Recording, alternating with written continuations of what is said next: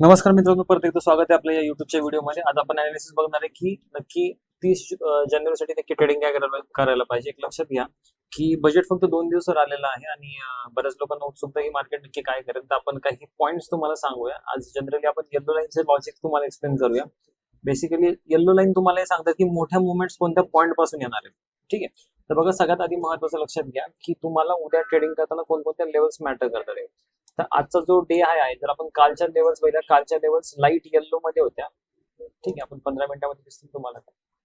एकच मिनिट, 30 मिनिटांमध्ये. Okay, clear. हा, कालच्या तुमच्या येल्लो लेवल्स आहेत. येल्लो लेवलच्या मार्केटवर बुलिश एक्सपेक्टेशन होतं. आता मार्केट ओपन झालं होतं येल्लो लाईनच्या खाली. आज या पॉईंटला दिसतंय, त्याच्या हायलाइटेड पॉईंट्स तुम्हाला इथे दिसतात.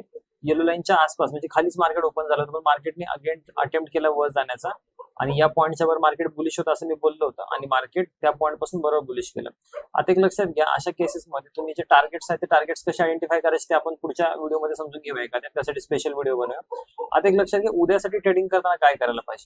ठीक आहे, तर उद्यासाठी तुम्ही क्लिअर कट या लेवलच्या वर बुलिश आहात. ग्रीन लेवल म्हणजे आज तुम्ही कन्सिडर करू शकता की आजचा डे हायच्या वर तुम्ही बुलिश जाऊ शकता आणि हा जो पॉईंट आहे, जो हा वाला पॉईंट 23,083च्या आसपास, या पॉईंटच्या खाली बेरिश असेल. पण माझं एक्सपेक्टेशन असं आहे की मार्केट बॉटम फॉर्मेशन बनवते आता आणि बॉटम फॉर्मेशन नंतर मार्केट आता एक तयारी करते की वर जाणार आहे. माझं असं प्रेडिक्शन आहे, पण मी जनरली माझ्या सिनारिओज नंतर नुसारच वर्कआउट करेल. मी आता जनरली डायरेक्टली ब्लाइंडली फक्त हे नाही करणार की एंट्री करेल. तरी पण मी उद्या अटेम्प्ट करेल की मी पुट सेल करायला स्टार्ट करेल उद्यापासून. ठीक आहे, चलो. आता एक लक्षात घ्या, निफ्टीमध्ये ह्या सर्व गोष्टी क्लिअर आहेत. निफ्टीमध्ये जो येल्लो लाईन तुम्हाला एकदा सांगून देऊया की नक्की कोणत्या पॉईंटच्या वर मार्केट तुम्हाला अग्रेसिव्ह बुलिश होताना दिसेल. ठीक आहे, तर तो पॉईंट आहे 23,335. टू बी प्रिसाइज मी नेहमी सांगतो की मी जो पॉईंट दिलेला आहे तो डॉट टू डॉट वर्कआउट करणार. ठीक आहे, तुम्हाला या गोष्टीची प्रचिती येईल जर तुम्ही त्या गोष्टीला कंटिन्युअसली ट्रॅक कराल, जे मी तुम्हाला सांगतोय. 23,335 हा एक क्रुशियल पॉईंट असणार आहे, ज्या पॉईंटच्या वर तुम्हाला अग्रेसिव्ह बुलिश रॅली बघायला मिळेल आणि हा जो डाऊनफॉल चालला होता एवढ्या दिवसांपासून, हा डाऊनफॉल पूर्णपणे काय होणार आहे की तो ऍब्झॉर्ब होऊन जाईल. आता एक लक्षात घ्या, एक गोष्ट याच्यामध्ये आणखी एक गोष्ट सांगतो. सर, बऱ्याच वेळेस मी असं सांगतो की नेहमी डे हायच्या वरच मार्केट जाईल म्हणजे बुलिश असतं असं नाहीये. काही वेळेस मी डे हायच्या खालच्या लेवल देतो तरी पण मार्केट बुलिश निघून जातं. तर जनरली हे मी नेहमी सांगतो की ऑपरेटेड कॉन्सन्ट्रेटेड एरिया आहे, ज्या ठिकाणी most of the positions create झालेले आहेत, ज्या ठिकाणी ओआय आहे, मॅक्स पेन्स आहेत, अशा ठिकाणी ज्या ठिकाणी त्या लोकांनी ऑप्शन्स मध्ये सगळ्यात जास्त पोझिशन बनवलेले आहेत, त्या पॉईंटच्या आसपासच मार्केट येऊन रिॲक्ट करेल. ठीक आहे, एक लक्षात घ्या, आपण किती जरी म्हणलं तरी स्पॉट मार्केटला जो पुश करणारा सेगमेंट आहे, पुश करणारा मार्केट आहे, ते म्हणजे ऑप्शन मार्केट आहे, डेरिव्हेटिव्ह मार्केट आहे, फ्युचर मार्केट आहे. त्यामुळे तुम्ही जेव्हा पण अनालिसिस कराल तेव्हा फ्युचर आणि ऑप्शन मार्केटला नेहमी कन्सिडरेशन मध्ये घ्या. चला आपण निफ्टीमध्ये बँक निफ्टीमध्ये येऊया. आता बँक निफ्टीमध्ये बघा की आज मार्केट जे होतं ना एका रेंज मध्ये खूप जास्त अडकलेलं आहे. तर उद्यासाठी मार्केट मे बी एक मुवमेंट पेंडिंग ठेवू शकतं की जे परवा दिवशी तुम्हाला एक अग्रेसिव्ह रॅली बघायला मिळेल, मे बी बजेटच्या दिवशी.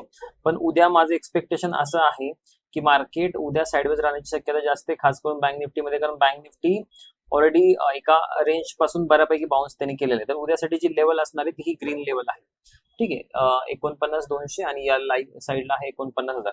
मार्केटनी क्रुशियल पॉईंट जो आहे 49,000 क्रॉस करून वर थांबलेला आहे. तरी सुद्धा माझं जे एक्सपेक्टेशन आहे, म्हणजे माझं अग्रेशन कुठल्या पॉईंटच्या वर येईल, तर याच्यामध्ये हा जो बँक निफ्टीमध्ये येल्लो लाईन आहे ती आहे 49,276.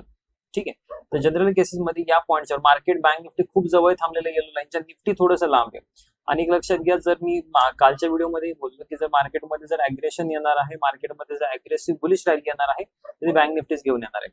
ठीक आहे, आता बघा या केसेसमध्ये हा जो रेंज आहे, आता एक्झाम्पलसाठी बघा माझ्याकडे उद्या ट्रेड करण्यासाठी रेंज खूप कमी राहिलेली आहे. जनरल केसेसमध्ये जर या ग्रीनच्या वर मार्केट या येल्लो रिजन मध्ये जनरली काय होतं लक्षात घ्या की आपण सपोर्ट रेसन मार्क करतो. सपोर्ट रेसन मार्क करताना एक गोष्ट नेहमी समजतो की यार मी हा सपोर्ट मार्क केला, दुसरा वर्कआउट केला, दुसरा मार्क केला, तिसरा वर्कआउट केला. एक लक्षात घ्या, इन्स्टिट्यूशनच्या पोझिशन काय दररोज एकाच ठिकाणी मॅक्झिमम पोझिशन बनत असेल का, असं तुम्ही विचार करताय का? हा तुमचा विचार खूपच चुकीचा आहे. कारण लक्षात घ्या, इन्स्टिट्यूशनचा इंटरेस्ट दररोज बदलतो, दररोज वेगवेगळ्या पॉईंट्सवर ते लोक ऍक्ट करतात.